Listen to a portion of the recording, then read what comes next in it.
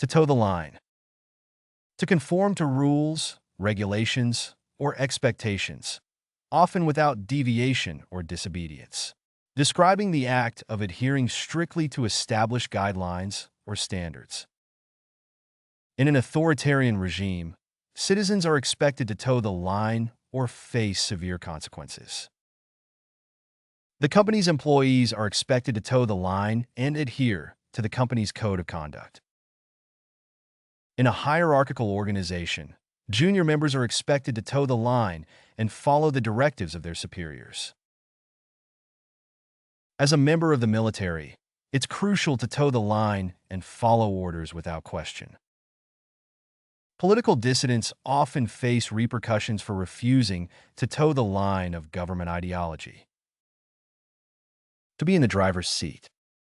To be in control or in charge of a situation, project, or endeavor, especially pertaining to governance or leadership.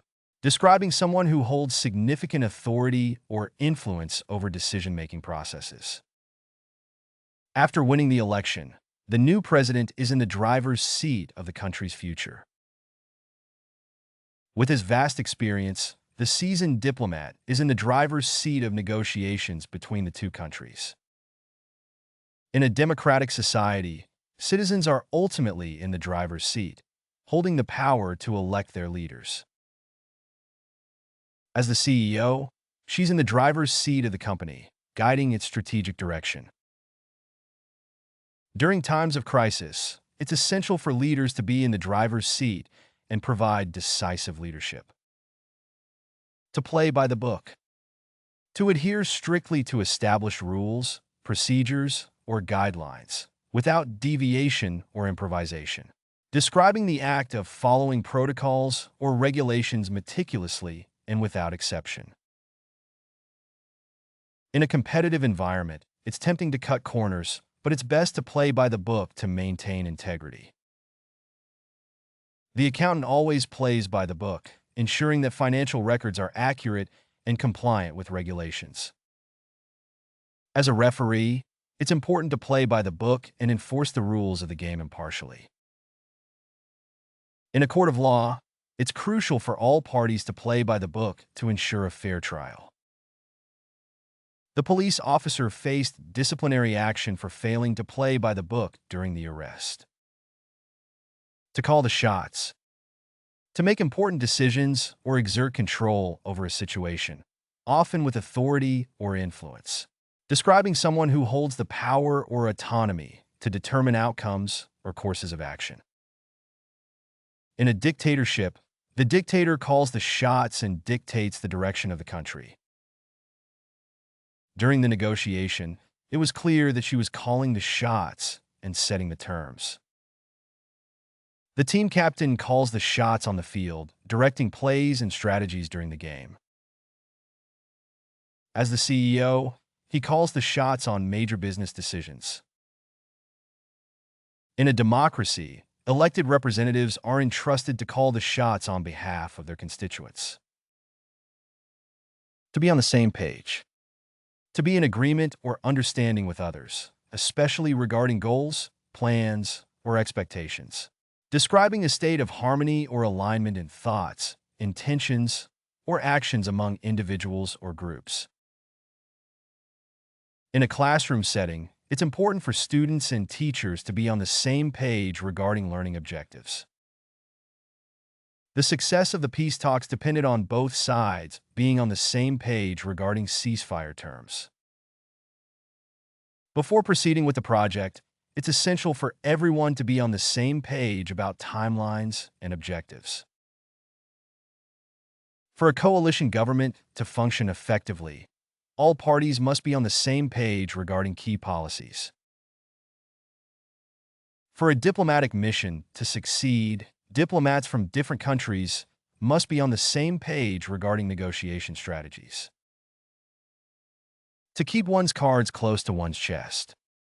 To be secretive or cautious about revealing one's intentions, plans, or strategies. Describing the act of maintaining confidentiality or discretion in decision-making or negotiations.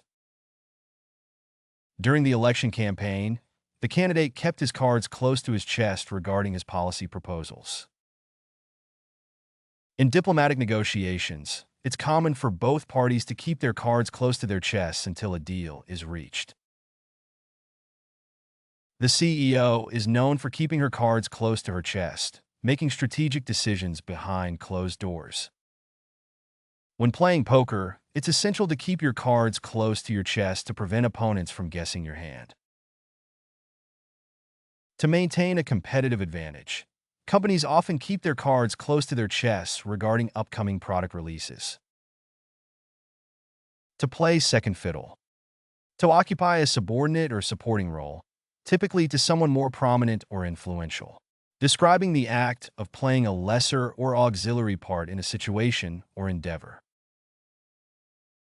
The deputy mayor is accustomed to playing second fiddle to the mayor in public appearances and policy decisions.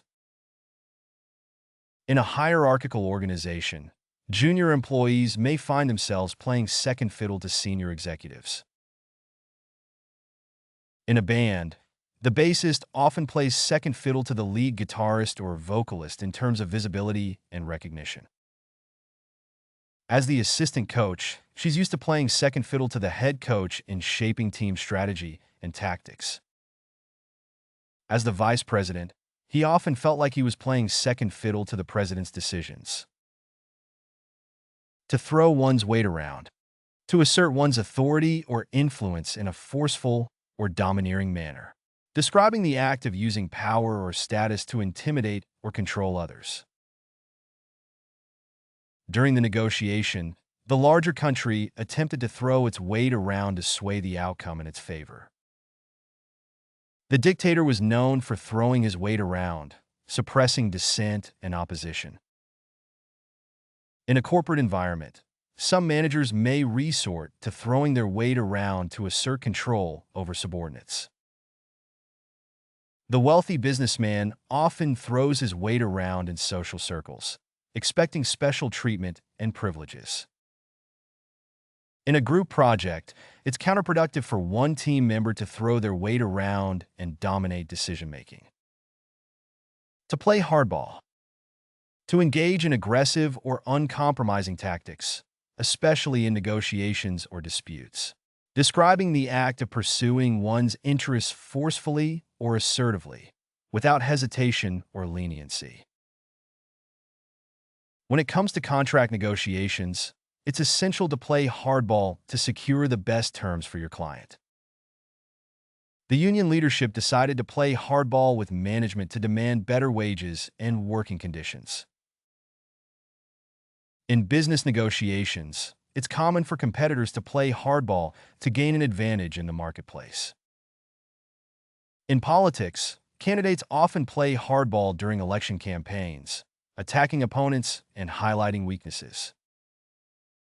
During the labor strike, both sides played hardball, resulting in protracted negotiations and concessions. Level up your English. Master vocabulary, idioms, and phrasal verbs with fun quizzes.